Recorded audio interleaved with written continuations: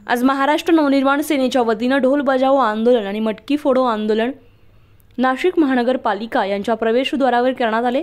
माजी सभागृह नेता दिलीप दातीर यांच्या मार्गदर्शनाखाली हे आंदोलन करण्यात आले। नाशिक शहरातील चांगले रस्ते गॅस पाईपलाईन टाकण्यासाठी खोदण्यात आले, परंतु त्यानंतर ते रस्ते पुन्हा व्यवस्थित करण्यात आले नाहीये। तसेच स्मार्ट सिटीने विकास कामांच्या नावाखाली खोदलेले रस्ते आणि कामे अर्धवट सोडल्यामुळे गणेशोत्सवात याचा त्रास नागरिकांना होणार आहे। शहरातील जुन्या रस्त्यांवर खड्डे नसून नवीन केलेल्या रस्त्यांवर खड्डे पडल्याने ठेकेदारांनी केलेले कामे हे निकृष्ट दर्जाचे आहे। हे खड्डे 5 दिवसांच्या आत बुजवले नाही तर तोडफोड आंदोलन करावे लागेल असं मनसेच्या वतीने सांगण्यात आलंय।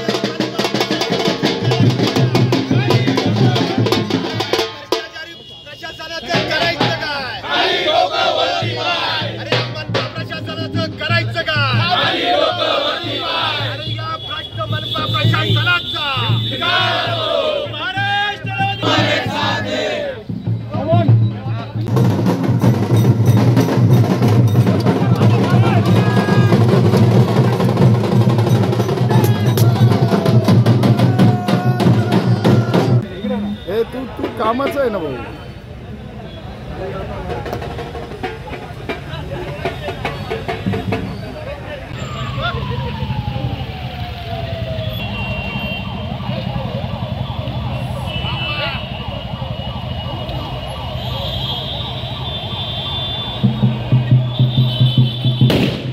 आंदोलन करताय ढोल वाजून, काय कारण आहे? आपल्या सर्वांना माहिती आहे ज्या पद्धतीने या नाशिक शहरामध्ये खड्डे झाले, म्हणजे नाशिककरांनाच उमजत नाही आता की रस्त्यामध्ये खड्डे का खड्ड्यात रस्ते।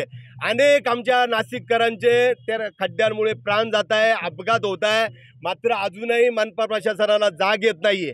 जसं नाशिककरांची घरपट्टी धकली तर तुम्ही ढोल बजाव आंदोलन नाशिककरांच्या घरावरती करता, तसं आज यांना जाग आणण्यासाठी खरं तर 8 दिवसापूर्वी निवेदन दिलं होतं।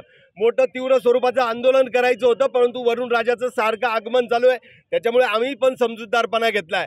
मात्र आजचं हे फक्त ढोल बजाव आंदोलन आणि ज्या आपण सर्वांनी बघितलं की दही अंडी फोडली आहे, तर यांच्या नाकर्तेपणाची दही अंडी म्हणून आम्ही मडके या ठिकाणी फोडणार आहे। आणि आपल्या माध्यमातून मनपा प्रशासनाला हा आमचा संदेश वजा इशारा आहे की पुढच्या 5 दिवसात तुम्ही पावसाळी डांबर टाका, काय टाकायचं टाका, मात्र या शहरातल्या रस्त्यांचे खड्डे बुजले पाहिजे। अन्यथा आज तर फक्त मडके फोडतोय, ढोल वाजवतोय, याच्यानंतर कोणाकोणाला फोडू आणि कोणाकोणाला वाजू हे सांगता येणार नाही, याचे साक्षी तुम्ही असाल। आणि जर पुढे भविष्यात काही याचा कायदा आणि सुव्यवस्थेचा प्रश्न निर्माण झाला तर याला सर्वस्वी मनपा प्रशासन जबाबदार राहील। आजच्या या माध्यमातून आम्ही त्यांना सूचना देतो।